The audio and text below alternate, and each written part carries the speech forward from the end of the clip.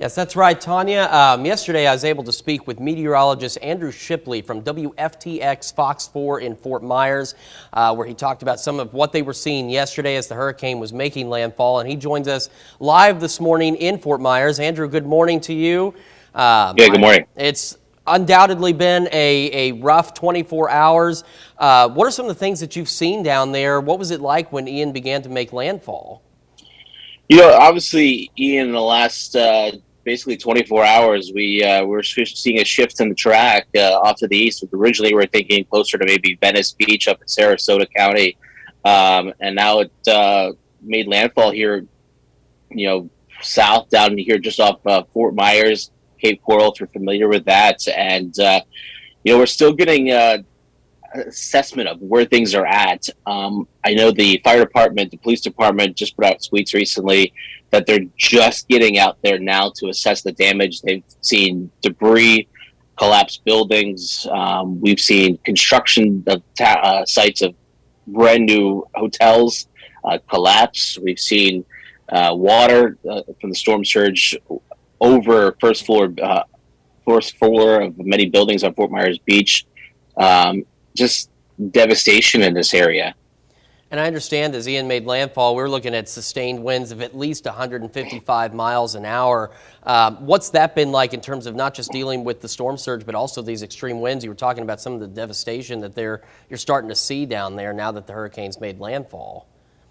Yeah, I think we don't really have a full sense of where the devastation is because you're talking 155-mile-an-hour winds. It wouldn't surprise me when they go the post analysis they upgrade this to a Category 5 because the winds that we were seeing out of this closer towards Cayo Costa where it made landfall and Sanibel.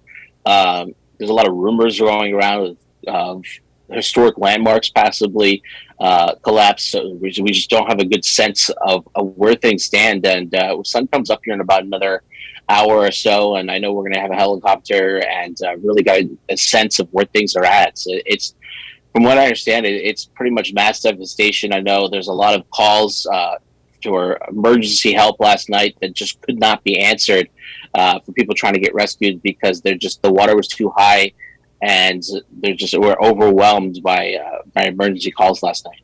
And you mentioned water going as high as, the first floor in some buildings. I've seen some videos coming out of the Fort Myers area. Do you have a sense of just how high the storm surge was as Ian made landfall?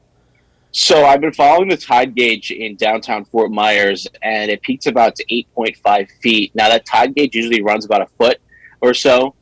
It's down about 4 feet. So the water is still, I don't know what it is downtown specifically, but I do know it's still pretty high, but that's going to take some time to recede. But yeah, downtown Fort Myers tide gauge went to about 8 feet, which I know that a lot of the downtown businesses were underwater last night. And I also understand that, ahead of the storm, you all evacuated the WFTX studios. What was that process like, and what was the reason behind evacuating? So our building is in Cape Coral, and while we were in the evacuation C zone, which didn't end up getting mandatory evacuated later, our building was only rated to 105. So we wanted to make sure for the safety of our crew, the safety of the public, we were able to stay on air. We did evacuate to Florida Gulf Coast University, across I-75, a little bit safer spot, able to stay on air. Everybody here is safe, which is good news. Now, we have heard about some of our employees that have lost things. I don't know about my own property yet. And it's going to be a very sombering moment to try to start to figure where things are at personally as a station as we pick up. But we're going to pick up. We're going to rebuild, and we'll be okay. That seems to be the thing is I know Florida does get a number of hurricanes over the years, so I feel like your ability to pick up and rebuild is going to be stronger than ever down there, despite the devastation that you're facing. And as you mentioned, the good news is your colleagues are safe, but a number of you, including yourself, not sure what you're going to go home to. Yeah, absolutely. And I live in a first floor apartment not far from downtown, so I just don't know. I'm hoping and praying that I'm okay, but at this time it's also not all about me. It's about our community, and we're all going to be doing a number of efforts as a station to try to help our community as well. And um, a lot of people are probably worse off than I am, and you know what, we need to focus on those people as well. Does that make it more difficult knowing your own personal possible loss and then also seeing this devastation, trying to remain on air, keep your composure, cover this, but also look at this devastation and understand what's really happened in the Fort Myers area?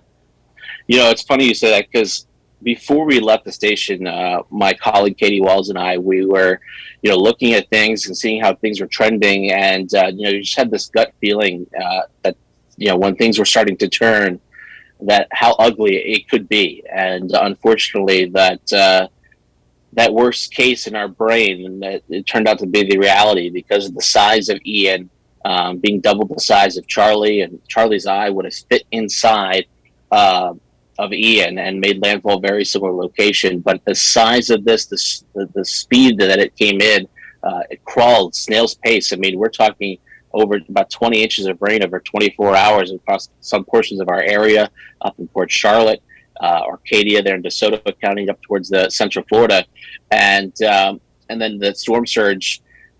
Seeing those numbers, 12 to 16 feet forecasted, I wouldn't be surprised if that forecast verified. And it's just, I don't think it really fully set in until we venture out later today and when the sun comes up and really see it firsthand.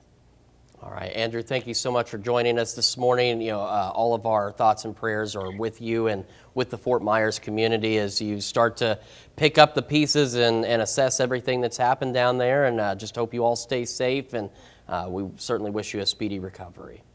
Thank you. Thank you, Andrew, so much. And again, that was meteorologist Andrew Shipley from WFTX Fox 4 in Fort Myers. Again, an absolutely devastating situation in Florida right now. Now Tropical Storm Ian moving into the Atlantic. We'll have more on Ian and, of course, our local forecast here in a few minutes. But here's Tanya with a look at some of our local news.